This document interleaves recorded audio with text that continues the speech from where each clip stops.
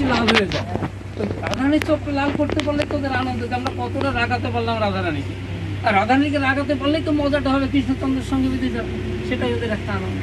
বলছে জানিস সে কোথায়? বলছে কোথায়? বলছে বিরোজার কুঞ্জে রয়েছে। বলছে সত্যি বলছিস? বলছে হ্যাঁ সত্যি। এই কথা শোনার সঙ্গে সঙ্গে রাধারানীর চোখ লাল হয়ে গেছে, রাধারানীর চোখ অন্তিম হয়ে গেছে। সে মানে সে একবার এদিকে তাকাচ্ছে, একবার এদিকে তাকাচ্ছে, চোখ মনে হচ্ছে সে একবার সার্চলাইটের মতো ঘুরছে আগে আর টলমলো করছে। বলছে এত বড় লম্পট, ভগবান বলছে রাধা এত বড় লম্পট, আমি কুঞ্জে তার জন্য অপেক্ষা করছি, আমাকে ফাঁকে দিয়ে, আমাকে ঠকিয়ে সে লুকিয়ে চুরি করে সে লম্পট আজকে বিরোজার কুঞ্জে রয়েছে। দেখছি ওর কত বড় সাহস, আর এটাও দেখবো বিরোজার কত বড় ক্ষমতা, আমার স্বামী ধনে রয়ে সে প্রেমবিহার করে, তা কত বড় শক্তি, কত সাহস, কত ক্ষমতা আনবে। রাধারানী রেগে গেছে, 1 কোটি দাসীর সঙ্গে নিয়েছে, রথখানা সাজিয়েছে, রথ সুবিশাল রথ, কয়েক ক্রোশ ঊর্ধ্বে, কয়েক ক্রোশ লম্বায়, কয়েক ক্রোশ এত বড় রথ সাজিয়েছেন, 1 কোটি দাসীর সঙ্গে নিয়েছেন, নিয়ে রথে করে যাচ্ছেন রাধারানী। কোথায় যাচ্ছেন? বিরোজার কুঞ্জে। দেখে আসে কত বড় সাহস, এত ক্ষমতা কার হয়? এই ত্রিভুবনে আমার স্বামী ধনে নয় খেলা করে, এমন শক্তি তো কারণে দেখে আসে তাই সে কত ক্ষমতা, কত ক্ষমতাবান। এই আসছে আস্তে আস্তে বিরোজার কুঞ্জে এসছে। বিরোজার কুঞ্জে এসে তখন সরাসরি রাধারানী সেই কুঞ্জে প্রবেশ করতে গেছে। তখন দাঁড়িয়ে রয়েছে কি শ্রীরাম, বেত্রহস্ত শ্রীরাম দাঁড়িয়ে রয়েছে। বলছে রাধারানী তুমি তো যেতে পারবে না, আমি আগে ভেতরে যাই, প্রভুর আদেশ নিয়ে আসি, তারপরে তুমি ঢুকবে। আচ্ছা আমি কৃষ্ণের কাছে যাব, আমি কৃষ্ণের কাছে যাব, আমি আবার কার অনুমতি নেব? আর তার দাঁড়িয়ে বা আমি মানবো, কি দাঁড়িয়ে হবে সেটাই আমি তাকে মানবো কেন? অর্থাৎ তুমি সব ভেতরে বলছে না, সেটাই প্রভুর আদেশ নেই, প্রভুর আদেশ ভিন্ন, আমি এই দাঁড় ছাড়তে পারবো না। তা বলছেন যে আমি কারো অনুমতির অপেক্ষায় আমি রইব না, আমি এসছি ওই লম্পটকে ধরবার জন্য, হাতে ছুরি আমি ধরে তার যথাযথ বিধান করবো। কত শক্তি রাখে, কত সাহস রাখে, সে এই কর্ম করে। তখন শ্রীরাম বলছে না, অনুমতিই আমি দাঁড় ছাড়তে পারবো। শ্রীরাম এইবার ভগবান কৃষ্ণচন্দ্রের ভেতর থেকে খবর পেয়ে গেছে যে গেটে অর্থাৎ দ্বারে কিছু ঘটনা ঘটছে, যে আসার সে এসে গেছে। তখন জানে যে যদি রাধারানী এইখানে আসে আর আমাকে দেখে, আমাকে আর আসতে রাখবেন, আমার অবস্থান ব্যবস্থা করেই ছাড়বে। অতএব ওইখান থেকে কৃষ্ণচন্দ্র ভয়ে অন্তর্নিহিত হয়েছে। রাধারানী কি ভগবানের ভক্ত, তো তাহলে ভক্তের ভয়ে ভগবান পালায়।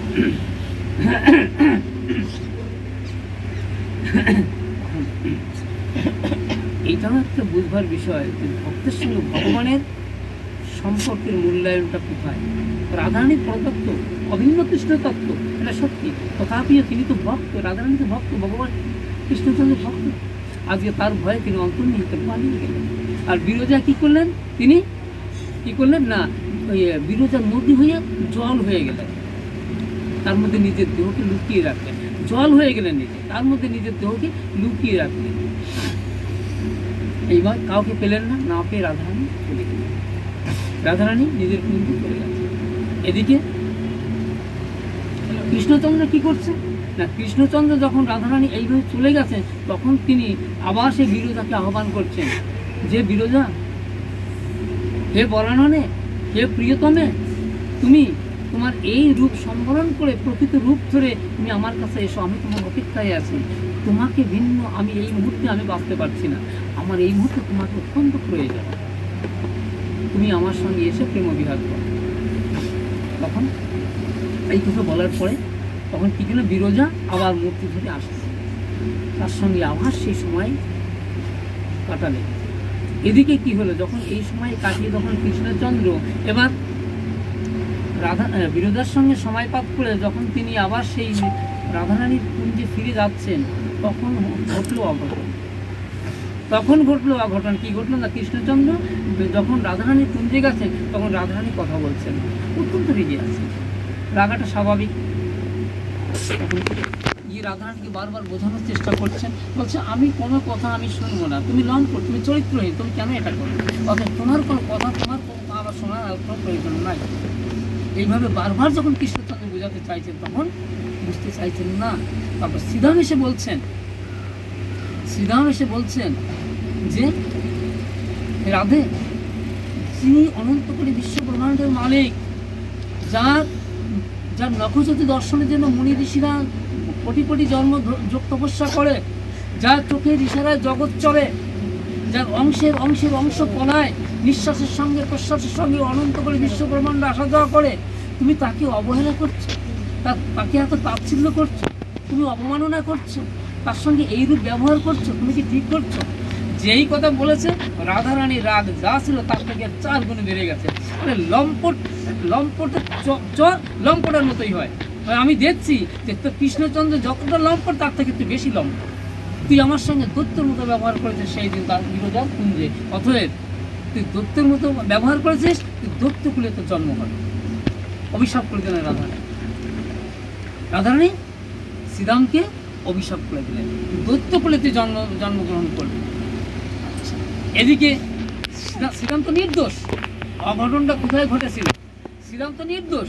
তো বলছে রাধে, আমি তো কোনো অন্যায় করিনি, আমি তো কোনো পাপ করিনি, কিন্তু তুমি আমাকে বিনা অপরাধে অভিশাপ দিলে। তখন বলছে, আমাকে যেমন তুমি বিনা অপরাধে অভিশাপ দিলে, আমিও তোমাকে অভিশাপ দিচ্ছি, তুমিও 100 বছর কৃষ্ণহারা হয়ে থাকবে, বিবাহ ব্যথায় চলে চলে দগ্ধীভূত হবে। 100 বছর তুমি কৃষ্ণ বিরহে, সেই বিরহ অনলে এত দগ্ধীভূত হয়ে যাবে, কষ্ট পাবে। অভিশাপ করে দেবে। এই অভিশাপ করে দিয়ে শ্রীরাম কোথায় গেলেন? গেলেন হচ্ছে ভগবানের কাছে। ভগবানের কাছে গিয়ে কান্নাকাটি করে বলছেন, প্রভু, আমি তো কোনো অন্যায় করিনি, অপরাধ করিনি, তথাপি রাধারানী আমাকে শাপ দিলেন, আমাকে দৈত্য কুলে যেতে হবে। তখন ভগবান কৃষ্ণচন্দ্র সান্ত্বনা বাক্য দিয়ে বলছেন যে রাধারানীর কথা মিথ্যা হওয়ার না। তিনি যখন সে যখন বলে দিয়েছে, রাধারানী যখন বলেছে এটা ফলবেই, তবে একটা উপায় না, তুমি শঙ্খচূড় হয়ে জন্ম নেবে, আবার তোমাকে দেবাদিদেব বাবা শঙ্কর ভগবান তোমাকে উদ্ধার করে আবার গোলকে নিয়ে আসবে, এই তোমার উপায় বলে দেবেন। তারপরে রাধারানী কাঁপতে কাঁপতে এসছে। রাধারানী সংসারের সম্পর্কটা কোথায়? রাধারানীর সঙ্গে ভগবানের একটা সংসার, তো এটা বলতেই তো হবে। সংসারটা কোথায় আর আমাদের সংসার কোথায়? আমাদের সংসারের কথা, ভগবানের সংসারের কথা বাদ দিলাম, যারা এই সমাজে যারা কৃষ্ণ ভক্ত, যারা সাধুগুরু বৈষ্ণবের সঙ্গ নিয়ে চলে, ভাগবত সঙ্গ নিয়ে চলে, যারা এই ভাগবত তত্ত্ব শাস্ত্রগত বুদ্ধি বিবেচনা করে যারা সংসারে যারা চলে, তাদের সংসারের সঙ্গে আমার সংসারের কত পার্থক্য, এই 3টে জায়গায় আমরা আলোচনা করে বুঝবো। একটা জায়গা থেকে বুঝবো, সংসার কাকে বলে, আমাদের কি সংসার, সংসার কিভাবে করতে হয়, সংসারের বাঁধনটা কোথায়।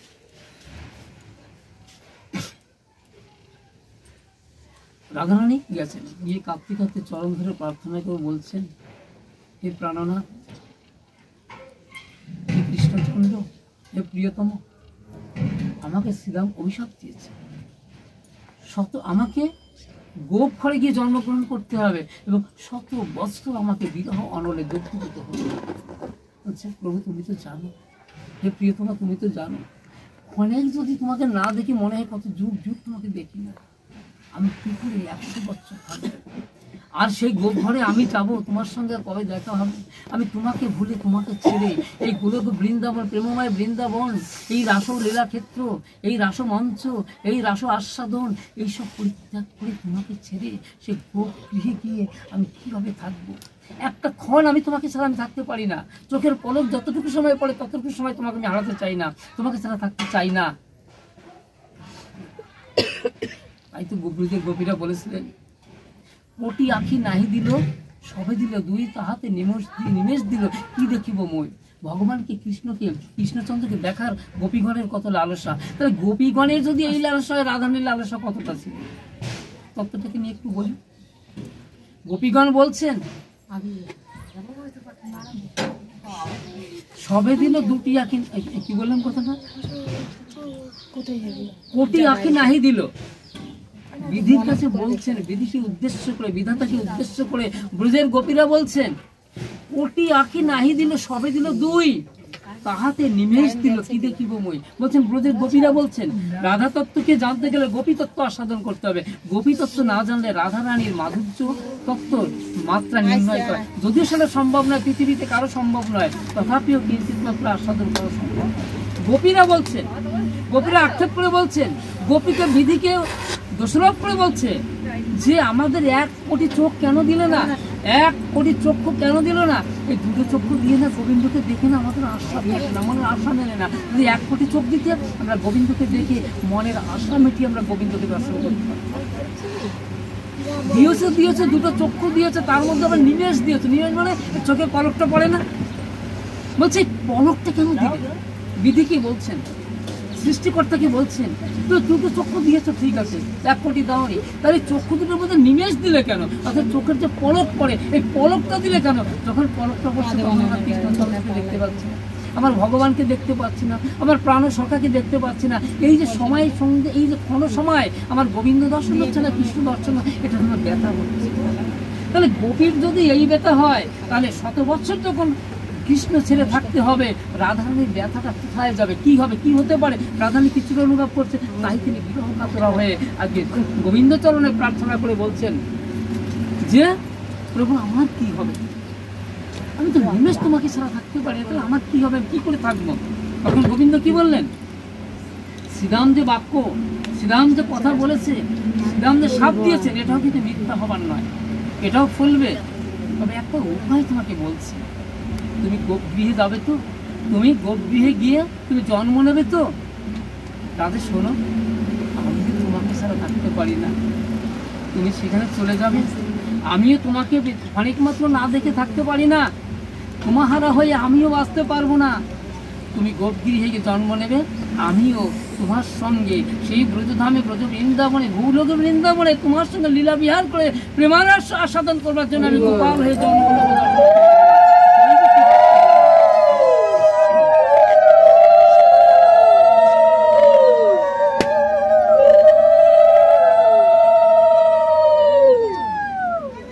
ভগবান কৃষ্ণচন্দ্র এইভাবে রাধারানীকে আসে, এই গোলক বৃন্দাবনের ঘটনা হয়ে থাকে। সমস্ত দেবতাদের ডেকে বললেন ভগবান যে আমি অবতীর্ণ হব গোলক বৃন্দাবনে, তোমরা লীলার সহায় করবো, তারা সবাই স্ব জায়গায় যাকে যেখানে প্রয়োজন সেখানে গিয়ে জন্মগ্রহণ করো। একটু রাধারানীর আবির্ভাব করেই সমাপ্ত করার করবে। এদিকে তাহলে সংসারের একটা কথা বললাম, তাহলে যদি মনের বাঁধন ঠিক থাকে, রাধারানী চলে আসবেন, তাহলে ভগবান কি দূরে থাকতে পারলেন? ভগবানও বললেন যে না রাধারানী, আমি তোমাকে ছাড়া থাকতে পারবো না, আমিও ওই গোলক বৃন্দাবনে গিয়ে আমিও জন্ম নেব, আমিও মা দশমতীর সন্তান হয়ে আমি থাকবো, নন্দরাজার পুত্র হয়ে থাকবো, দৈবকীর পুত্র হব এবং বসুদেবের পুত্র হয়ে আমিও গোলকে যাবো। তাহলে কি হবে? তাহলে তুমি যে ব্যথা পাবে, তুমি তোমাকে ভালোবাসো, তুমি আমাকে ভালোবাসো, আমি তোমাকে ভালোবাসি, অতএব তুমি আমাকে ছাড়া যেমন থাকতে পারো না, আমিও তোমাকে ছাড়া থাকতে পারবো না। এটাই তো সংসারের বাঁধন। ভগবান বাঁধনটা দেখিয়ে দিয়ে গেছে, শিখিয়ে দিয়ে গেছেন, সেই বাঁধনটা কিন্তু আমরা বাঁধতে অক্ষম, কারণ আমরা দুর্বল। কোথায় দুর্বল? মনের জগতে দুর্বল। সেই বাঁধনটা কিন্তু আমরা বাঁধতে পারি। ভগবান বেঁধে দিয়ে গেলেন যে না, স্ত্রী আমার রাধারানী যেখানে যাবো আমি সেখানে যাবো, বাঁধনটা দেখিয়ে দিয়ে সংসারটা বুঝিয়ে দিয়ে গেলেন। ভাগবতের মধ্যে সব ভাগবত নরোত্তম ঠাকুর বলছেন যে বিচার করিয়া মনে ভক্তিরস আস্বাদনের মধ্যস্থ শ্রী ভাগবত পুরাণ। তোমার জীবনে যত প্রশ্ন আছে ভাগবতকে প্রশ্ন করো, ভাগবত সব উত্তর দেবে, সব উত্তর। কিন্তু ধৈর্য ধরবে, সবসময় সব প্রশ্নের উত্তর পাবে না। কালে কালে কালে কালে সাধু সঙ্গ করো, ভাগবত সঙ্গ করো, গুরু সঙ্গ করবে, তোমার যত প্রশ্ন আছে সব প্রশ্নের উত্তর তুমি পেয়ে যাবে। তাহলে নরোত্তম ঠাকুর এই কথা বলতে পারতেন না যে বিচার করিয়া মানে ভক্তিরস আস্বাদনের মধ্যস্থ শ্রী ভাগবত পুরাণ, এই ভাগবতের সঙ্গ করে তোমার জীবনের সমস্ত প্রশ্ন উত্তর পেয়ে যাবে। এদিকে কি হলো? এই বৃন্দাবনের ঘটনা হয়ে থাকে। সুচন্দ্র রাজা ভালো কিছু পেতে গেলে, ভালো কিছু হতে গেলে ভালো হতে হবে, তার একটা সংসারে একটা দৃষ্টান্ত। সুচন্দ্র রাজা নারায়ণের অংশে জন্ম। সুচন্দ্র রাজা তিনি কি করলেন? তিনি কলাবতীকে বিবাহ করলেন। সুচন্দ্র রাজা কলাবতী রূপে গুণে অপ্সরা, দেব অপ্সরা তুল্য। সংসারের দুঃখটা কোথায়, সংসারের পরিণামটা কোথায়? কলাবতীকে বিবাহ করলেন সুচন্দ্র রাজা। সুচন্দ্র রাজাকে না নারায়ণের অংশীদার জন্য তিনি কলাবতীকে বিবাহ করলেন। কলাবতীকে বিবাহ করতে পরম আনন্দে সংসার করতে লাগলেন। তার সঙ্গে কলাবতীর সঙ্গে তিনি এত মুগ্ধ হলেন স্ত্রীকে পেয়ে, এত গুণবতী, এত রূপবতী, এত কৃষ্ণ ভক্ত, তিনি সংসারে একটা বিশেষ জায়গা কিন্তু আলোচনা হয়ে যাবে, মানে এসে গেছে আর কি, যাক সবই রাধারণের কৃপা। তাহলে সহস্র বৎসর তিনি সংসার করলেন, সহস্র বৎসর সংসার করলেন একটা আশায়, একটা সন্তান যদি হয়। সংসারের আশা, আশাই তো বাসা, বাসার কি না একটা সন্তান হোক। কিন্তু সহস্র বৎসর সংসার করতে করতে তারা প্রথম জীবনে এত আনন্দময়, তারা রথে বিহার করতেন, রথে চড়ে দুইজনে বিহার করতেন, আনন্দ করতেন। সেই সুখের জীবন, সেই আনন্দের জীবন তাদের এই গৃহে বিলাস হতো না। কত ভালোবাসার সংসার, কত প্রেমের সংসার, কত সুখের সংসার, কত শান্তির সংসার সুচন্দ্র রাজা আর কলাবতীর। সহস্র বৎসর সংসার করলেন একটা আশায়, আমরা যদি সংসারে একটু সুখ পাই, একটা পুত্র সন্তান বা একটা সন্তান যদি জন্ম। কিন্তু এমনই ভাগ্য তাদের আর এই জীবনে আর সুখের সংসার, রথে বিহার করতেন, তার কত সুখ ছিল, কত আনন্দ ছিল, কত প্রেম ছিল। সেই সংসার করতে করতে ক্লান্ত হয়ে গেলেন সুচন্দ্র রাজা, সেই সংসার করতে করতে পরিশ্রান্ত হয়ে গেলেন। সংসারে তিক্ততা এসে গেল, বিরক্ত এসে গেল। তাহলে সংসার একটা বিরক্তির জায়গাটা বোঝা গেল। সংসার প্রথম জীবনে প্রেমের জায়গা, সেটাও বোঝা গেল। পরবর্তীতে আশা যদি না মেটে তাহলে সংসার হয়ে গেল বিরক্তির জায়গা। তখন সুচন্দ্র রাজা বললেন, এই জীবন ধারণ করে আর কোনো লাভ নাই, আমি তপস্যা করে আমি মোক্ষ লাভ করবো। মোক্ষ মানে ভগবানের সঙ্গে, পরম ব্রহ্মের সঙ্গে আমি মিশে যাবো, লীন হয়ে যাব। এই জগতে আর আমি আসবো না। যে জগতে প্রথমে ভেবেছিলাম এত সুখ, এত আনন্দ, এত প্রেম, এত ভালোবাসা, এই জগতের থেকে আর ভালো কিছু নেই, সেই জগতের শেষে কিছুই পেলাম না। অতএব এই জগতের মোহে আমি আর থাকবো না। এই সংসার রইল, সংসার ছেড়ে আমি তপস্যা করে আমি ব্রহ্মলোকে, আমি ব্রহ্মের সঙ্গে লীন হয়ে, পরম ব্রহ্মের সঙ্গে লীন হয়ে যাব। এই জন্য তিনি তপস্যা করতে চলে গেলেন। 12 বছর তপস্যা করলেন অনাহারে। আমরা একদিন উপবাস করতে গেলেই কিন্তু আমাদের খবর হয়ে যায়, এত কষ্ট ভগবান কি কইছে নাকি, না খেয়ে আমার পুজো করে, কত রকম যুক্তি তখন সে বাসা বাঁধে। মানে নিজে দুটো খেতে হবে, নিজে দুটো খেতে হবে। গোবিন্দ দাস ভগবানের সেবা করছেন, গৌরহরির সেবা করছেন গম্ভীরাতে। আচ্ছা, সুচন্দ্র রাজা আছে, কথার বহর বেড়ে যায় তো, সত্যি কথা, ভক্ত মানে এইগুলো ভক্তের কৃপা। কিন্তু সময় সন্ধিক্ষণ হয়ে গেছে, তবু বলি, ভগবানের লীলা তো একটু বলতে হবে। ভগবানের সেবা করছেন, গৌরহরির সেবা করছেন গম্ভীরাতে। কে করছেন? গোবিন্দ দাস। আচ্ছা, ভগবান শুয়ে আছেন, ধ্যান দিয়ে শুনবেন। আমি তো সেই মধুরভাবে বলতে পারবো না। তার আগে কদিন ওই যে লোক একটু ঠান্ডা খেয়েছে, গলা ধরে ভগ্নিপতি নিয়ে এসছে, খেলে সে একটু খুশি হবে, নিজের একটু ভালো লাগবে, খেতে গিয়ে সমস্যা। এই জন্য লোভী মানুষের দ্বারা সাধন বদল হবে না। এই ভাগবত ভজন, এটা ভজনের তত্ত্ব। আমি ঠান্ডা খেতে খাওয়ার জন্য আমি ব্যস্ত হয়ে গেছি, তো কী হবে? পাপের ফল নিতেই হবে, অন্যায় করলে শাস্তি পেতেই হবে, অনেক কিছু। তাহলে কি তত্ত্ব এখানে লুকিয়ে আছে? গম্ভীরাতে ভগবান গৌরহরি শয়নে আছেন। গম্ভীরাতে সেবা করেন কে? গোবিন্দ দাস। গোবিন্দ দাস কে? না, ভগবান গৌরহরির গুরুদেব ঈশ্বরপুরীর ভক্ত ছিলেন, সেবক ছিলেন এই গোবিন্দ দাস। ঈশ্বরপুরী যখন এই জগৎ থেকে চলে গেলেন নিত্যধামে, তখন এই সেবককে মহাপ্রভুকে দিয়ে গেলেন, আমি চলে গেলাম মহাপ্রভুর সেবা। সাধু সঙ্গ করলে কি হয় বলছেন? কৃষ্ণ ভক্তি অঙ্গ মধ্যে বৈষ্ণব সেবন প্রধান অঙ্গ হয়, নাহি জানে মূলজন। মূলজন মানে অজ্ঞান ব্যক্তি। বৈষ্ণবের ছাড়িয়া মাত্র কৃষ্ণের ভজয়, ভক্ত মধ্যে নহে সেই গণ্য হয়। কৃষ্ণে যদি নাহি ভজে বৈষ্ণব সেবায়, তথাপিও শ্রেষ্ঠ সেই কৃষ্ণ প্রিয় হয়। তথাপিও সেই কৃষ্ণ প্রিয় হয়। এই তত্ত্বের মধ্যে কি লুকিয়ে আছে? এই কথা শুনি আমি ভাববো আমি বৈষ্ণবের সেবা করবো, ভগবানের সেবা করবো না, বৈষ্ণবের সেবা করলে ভগবানের সেবা হয়ে ভগবান খুশি হবেন, এই কথা বলেছেন মহাজন। এটাই সত্য কথা। প্রশ্ন আসতে পারে না, এটা কখনো হতে পারে না, কারণ ভগবানের সেবার থেকে বৈষ্ণব সেবা বলো না। আমার মনে প্রশ্ন আসতেই পারে, তাহলে তার প্রমাণ আজকে রাধারানী দিয়ে দিচ্ছে যে মহাজনের কথাই সত্য। তাহলে বৈষ্ণবের সঙ্গ করলেন কে? গোবিন্দ দাস। গোবিন্দ দাস বৈষ্ণবের সঙ্গ করলেন, ঈশ্বরপুরীর সঙ্গ করে গোবিন্দ সেই ঈশ্বরপুরী, সেই পরম বৈষ্ণব চূড়ামণি, সেই বৈষ্ণব কার কাছে পৌঁছে দিলেন? গোবিন্দ দাসকে। অনাদিরাদি গোবিন্দ ভগবান শ্রীকৃষ্ণ রাধাকৃষ্ণ মিলিত কোনো গৌর হরির সেবা করবার জন্য দিয়ে গেলেন। তাহলে কি বৈষ্ণব সেবা করলে গোবিন্দ সেবা কি বাদ পড়ে? বৈষ্ণবের সঙ্গ করলে কি গোবিন্দ সঙ্গ বাদ হয়ে যায়? হরিবল হরিবল। ভাগবতের তত্ত্ব কোথায়? ভাগবতের আস্বাদন কোথায়? ভাগবতের মীমাংসা কোথায়? তাহলে আজকে বৈষ্ণব সঙ্গ করেছেন, সাধু সঙ্গ করেছেন, আজকে সেই বৈষ্ণব পরম বৈষ্ণব নিজে হাতে স্বয়ং মহাপ্রভু গৌর হরির সেবা করবার অধিকার দিয়ে গেলেন, ভগবানের সেবা করবার অধিকার দিয়ে গেলেন। তাহলে সাধু সঙ্গের প্রাপ্তিটা কি হয়? সাধু সঙ্গের ফলটা কি হয়? এটা তো হয়ে গেল, কথা সত্য তো প্রমাণ হলো তো। তাহলে বৈষ্ণব সেবা সাধু সেবা দিলেই ভগবান কৃপা করেন, ভগবান কৃপা করলে ভগবানের তার সে সেবা করার অধিকার জন্মায়।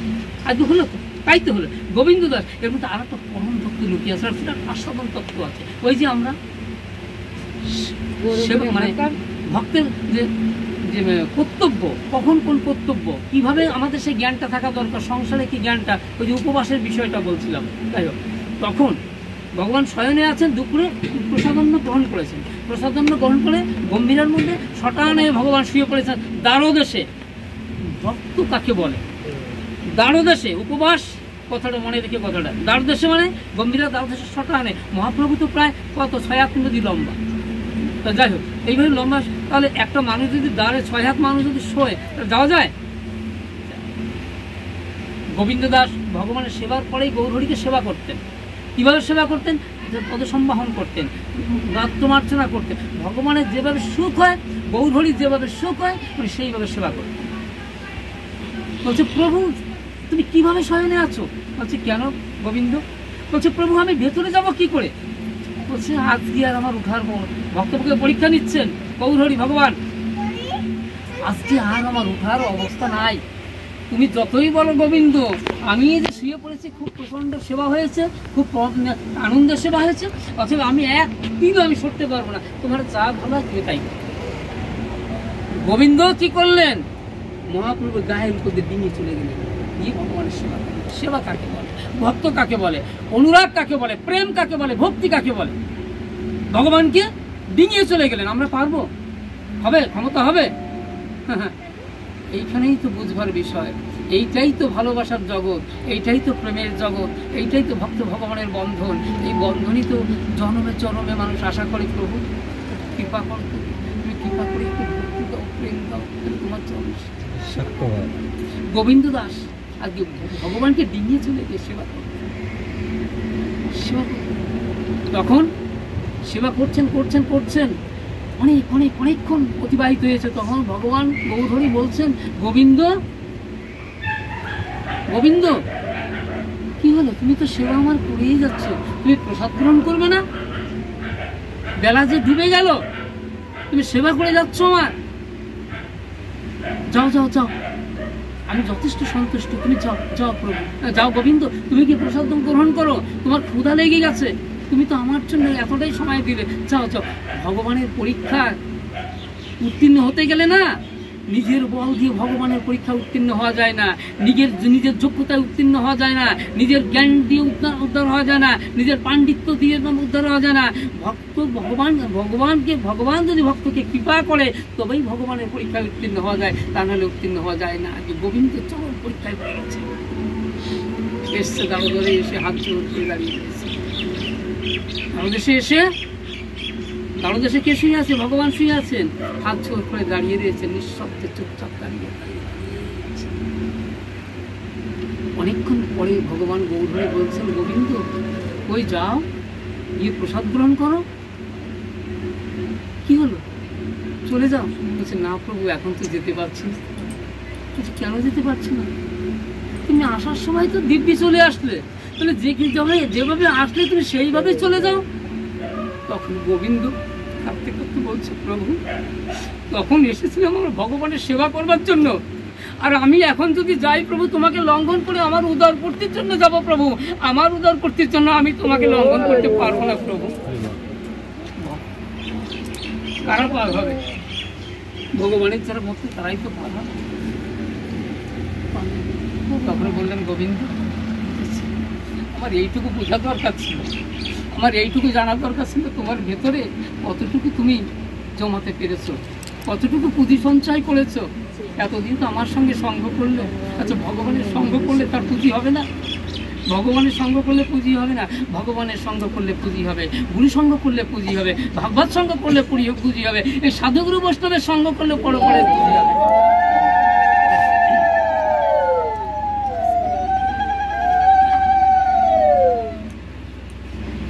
তিনি তপস্যা করছেন রাজা সুচন্দ্র। সুচন্দ্র তপস্যা করতে করতে তিনি বল্মিক স্তূপ হয়ে গেলেন, কুইপোকা ঢিবি হয়ে গেলেন। 12 বছর তপস্যা করেছেন অনাহারে, অনাহার। তখন কার তপস্যা করছেন? ব্রহ্মার তপস্যা করছেন। তখন ব্রহ্মা এসে আবির্ভূত হলেন। রাধারানীর আবির্ভাব করিয়ে দিয়ে আমরা আজকে ভাগবতের বিশ্রাম রাখবো। তখন কি হলো না, ব্রহ্মা এসে উপস্থিত হয়েছেন। ব্রহ্মা এসে উপস্থিত হয়েছে, ভক্ত যখন এসছেন তখন এসে দেখছেন বল্মিক স্তূপ, তার মধ্যে দিয়ে জপ হচ্ছে, ব্রহ্মার স্তব করছেন রাজা সুচন্দ্র। তখন কি করলেন? তখন এসে ব্রহ্মা এসে, একটু তাড়াতাড়ি বলছি, তখন এসে কুমণ্ডলে জল ছিটিয়ে দিলেন ওই বল্মিক স্তূপের উপরে। তখন ছিটিয়ে দিলেন, ছিটিয়ে দেওয়ার সঙ্গে সঙ্গে দিব্যদেহ প্রাপ্ত হয়ে গেল। সুচন্দ্র দিব্যদেহ প্রাপ্ত হয়ে গেল। তখন বলছে, তোমার তপস্যা আমি পরিতুষ্ট, তোমার তপস্যায় পরিতুষ্ট, তুমি বর প্রার্থনা করো।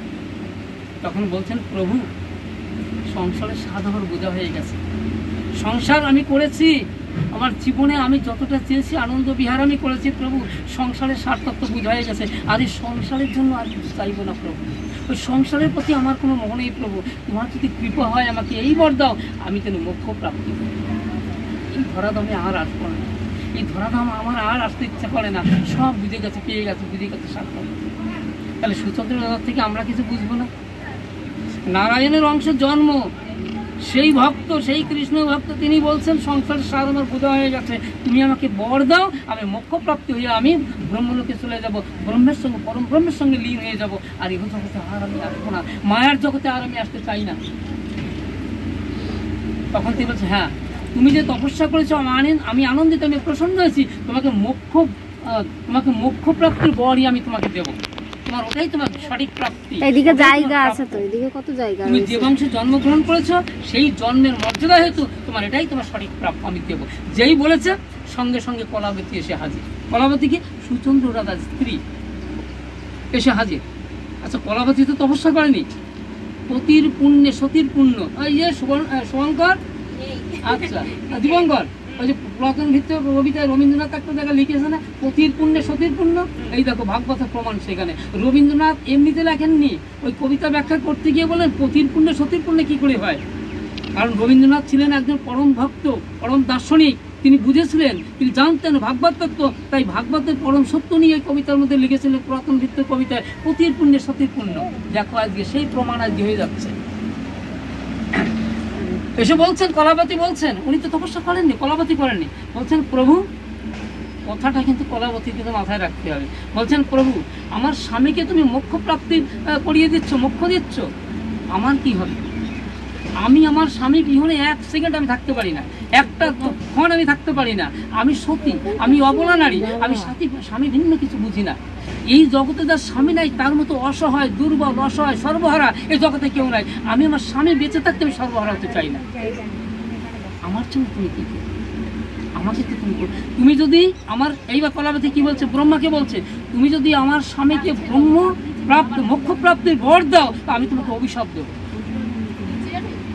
কথাটা কি বললো কলাবতী? ব্রহ্মাকে বলছে, যিনি ভগবান নারায়ণ যাকে সৃষ্টি করেছেন তাকে অভিশাপ দেওয়ার ক্ষমতা সবাই রাখে তো? কলাবতী বললেন আমি তোমাকে অভিশাপ দেবো।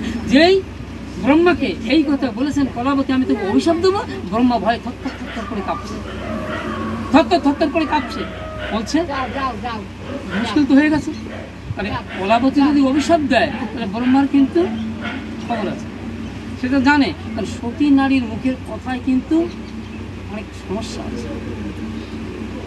তখন ব্রহ্মা বলছে ঠিক আছে, তাহলে কাজ করো, পতির পুণ্যে সতীর পুণ্যে তোমরা দুইজনই গোলকে চলে যাও। কি হলো তাহলে? সতীর পুণ্যে পতির পুণ্যে সতীর পুণ্যে হলো তো। তাহলে স্বামী কাকে করব?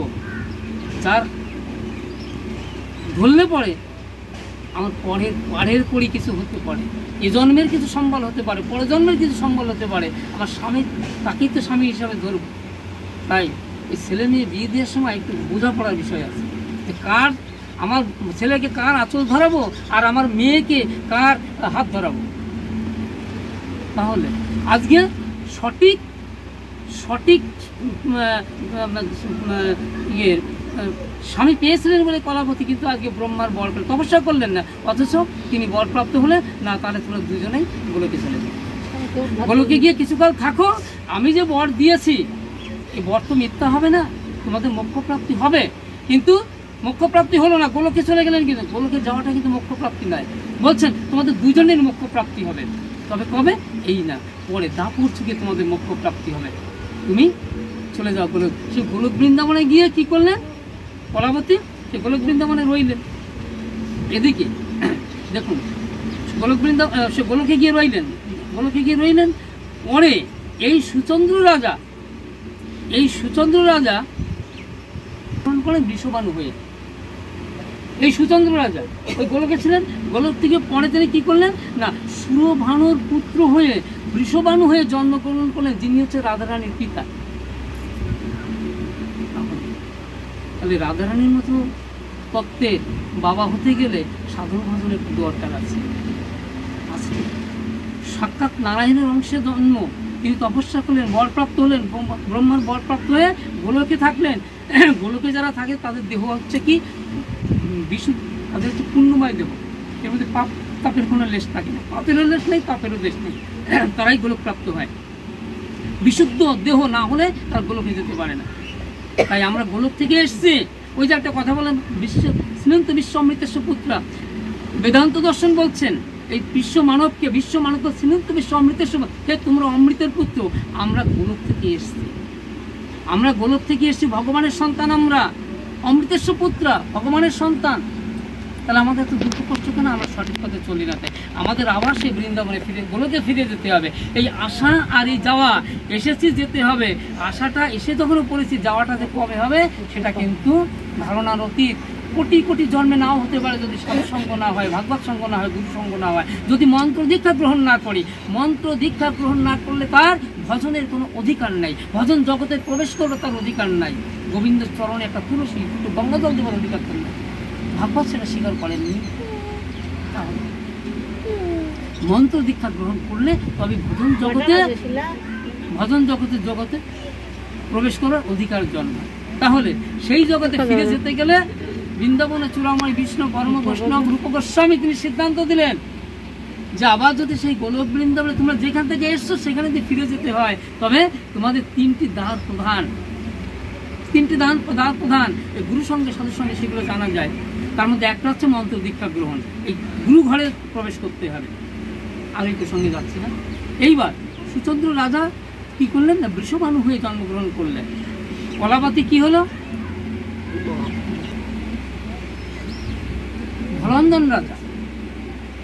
ভলন্দন রাজা তার কোনো পুত্র সন্তান নেই, স্ত্রী। দেখো রাধারানীর আবির্ভাব বলছি, তাহলে বৃষবাণুর আবির্ভাব হয়ে গেল। এবার কৃত্তিকা রানী কলাবতী, তার আবির্ভাবটা কিভাবে হলো? দুজনে তো আসতে হবে, স্বামী স্ত্রী, তারপরে তো রাধারানী আসবে। আচ্ছা, এইবার ভলন্দর সমস্ত যোগীদের আহ্বান করলেন, এসে যজ্ঞ করলে কি হলো? সেই যজ্ঞ যখন তিনি করলেন, সেই যজ্ঞর ভিতর থেকে এক কন্যা সন্তান আবির্ভূত হলেন। সেই কন্যা সন্তান আবির্ভূত হলেন ভলন্দর রাজার। এদের কোনো পুত্র সন্তান ছিল না। এদিকে যজ্ঞ চলছে, এদিকে ওই রাজার রমণী তিনি সন্তান স্নেহ কাতরা হয়ে না ক্রন্দন করছেন, দীর্ঘদিন ধরে এভাবে কান্নাকাটি করছেন, কিন্তু তার সান্ত্বনা দেবার কিছু নেই। এই যজ্ঞ করলে যজ্ঞ থেকে তখন এক পুত্র সন্তানের আবির্ভাব হলো, কন্যা সন্তানের আবির্ভাব হলো। এই কন্যা সন্তান কি করলেন না, এই কন্যা সন্তানকে কোলে নিয়ে গিয়ে রমণীর কোলে, রাজরানীর কোলে দিয়ে দিলেন। বলছে দেখো আমরা সন্তান চেয়েছিলাম, আজকে স্বয়ং ভগবান এই যজ্ঞে কৃপা করে এই যজ্ঞের মধ্যে থেকে আমাদের সন্তান দান করেছেন, এই আমাদের সন্তান, একে আমরা লালন পালন করি। এই সন্তান পেয়ে তখন ওই রাজার রানী অত্যন্ত আনন্দিত হলেন, পরমানন্দ লাভ করে তাকে সন্তান স্নেহে তাকে পরমানন্দের সঙ্গে তার লালন পালন করে তাকে বড় করতে লাগলেন।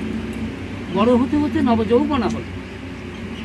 নবযৌবনা হলো একদিন এই নবযৌবনা এই কলাবতী তিনি হেঁটে হেঁটে যাচ্ছেন। এদিকে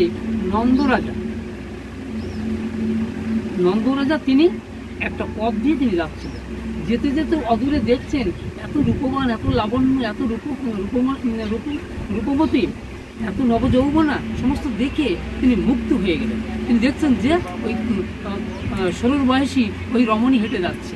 তখন পথচারীকে যা জিজ্ঞাসা করলেন, আচ্ছা এই মেয়েটা কার গো, এই কন্যা সন্তানটি কার? তখন বলছি কন্যা সন্তানটি ওই রাজা, ধলন্দর রাজা। এই কথা যখনই বললেন তখন নন্দরাজা কি করলেন, নন্দরাজা অবসর সময়ে ওই রাজগৃহে তিনি গেলেন। এখনই গিয়ে গেলেন রাজগৃহে গিয়ে কি করলেন না, রাজার সঙ্গে সাক্ষাৎ করলেন। রাজার সঙ্গে সাক্ষাৎ করে বলছেন যে আচ্ছা ওই রাজাকে, নন্দরাজাকে দেখে না তিনি অত্যন্ত আনন্দিত হলেন।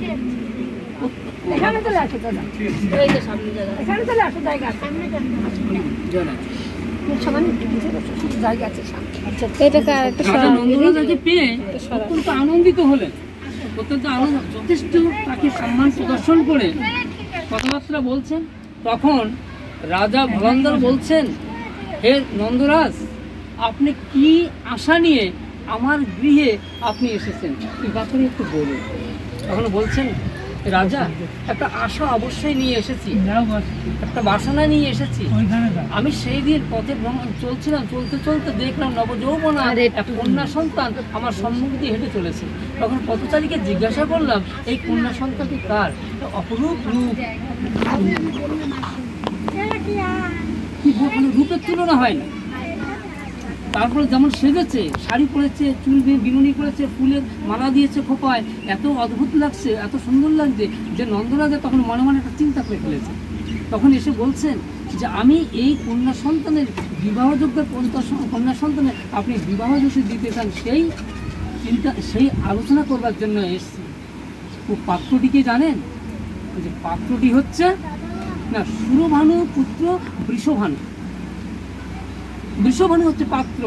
বলছেন তিনি দেখতে যেমন কামদেবের মতো, কামদেবরা কি হয়, গন্ধর্ব কামদেব যারা তারা অত্যন্ত রূপবান হয়, অত্যন্ত মানে লোভাতুর শরীর হয় তাদের, এবং দেখতে সুদর্শন। তা বলছেন যে তার জ্ঞানে গুণে পাণ্ডিত্যে এবং সে কৃষ্ণ ভক্ত, তুমি যদি তার সুযোগ্য বলে মনে করো তাহলে তোমার এই কন্যা সন্তানকে, এই কৃত্তিকাকে অর্থাৎ কলাবতীকে তার সঙ্গে তুমি বিবাহ দিতে পারো। নন্দরাজাকে উনি খুব ভালোবাসতেন, খুব সমীহ করতেন, সম্মান করতেন। বলছে এত যোগ্য পাত্র তাকে তো আর এক্ষেত্রে তো বিড়ম্বনা করা যায় না, দেরি করা যায় না, তার অবশ্যই এই বিবাহ হতে পারে। তখন কি করলেন, ওই কৃত্তিকা রানীর সঙ্গে অর্থাৎ কলাবতীর সঙ্গে বৃষভানু বিবাহ হলো। বিবাহ বেশ কিছুদিন গত হলো। তারপরে প্রতিশ্রুত মতন কথা মতন রাধারানীকে বলেছিলেন যে আমি গোপ ঘরে গিয়ে জন্মগ্রহণ, ভগবান বলেছিলেন যে ভগবানকে জিজ্ঞাসা করলেন রাধারানী যে আমি যে শ্রীরামের অভিশাপে গোপগৃহে যে জন্মগ্রহণ করব, আবির্ভূত হব, আমি কিভাবে আবির্ভূত হব সেই উপদেশ আমাকে দান করুন আপনি, ভগবানকে বলেছিলেন। তখন ভগবান কৃষ্ণচন্দ্র রাধারানীকে বলেছিলেন যে তুমি গর্ভে আশ্রয় করবে না, তুমি অজনী সম্ভূতা হয়ে তুমি জন্মগ্রহণ করবে, অতএব মায়ের গর্ভে তোমাকে প্রবেশ করতে হবে না। তুমি যত যা কিছু প্রয়োজন যোগমায়ার প্রভাবে সব কিছু নিয়ন্ত্রিত থাকবে, তুমি আমি যে মতো বলছো সেইভাবে তুমি আবির্ভূত হবে। সময়কালে তার গর্ভ হয়েছে কলাবতী, যখন সন্তান প্রসবার সময় হবে তখন তুমি সেই মুহূর্তে গিয়ে আবির্ভূত হবে, বাকিটা যোগমায়ের ব্যাপার। এইভাবে প্রভাব এইভাবে বলে দিলেন। তাই যখন কৃত্তিকা এইভাবে সংসার করতে করতে যখন তিনি সন্তান সম্ভব হলেন, যখন সেই শুভ সন্ধিক্ষণ কবে, ভাদ্র শুক্লা অষ্টমী তিথি সোমবার মধ্যাহ্ন সময়, এই হচ্ছে রাধারানীর আবির্ভাব তিথি, আবির্ভাব সময়। হ্যাঁ সময়টাও তাই। তাহলে তখন এই যে রাধারানীকে বলে দিয়েছেন, বাকিটা যোগমায়ার দায়িত্ব, সব কিছু পরিপাটি আছে। ঠিক সময়ের সন্ধিক্ষণে আজ এই শুভ দিনে আজ এই ভাদ্র অষ্টমী শুক্ল অষ্টমী তিথিতে সোমবারে মধ্যাহ্ন সময়ে রসময়ী প্রেমময়ী ভাবময়ী মহাভাবময়ী কৃষ্ণ সখী কৃষ্ণের প্রেম স্বরূপ আল্লাদিনের শক্তির বা মহাভাবময়ী প্রেমময়ী রাধারানী পুরুষদের রানী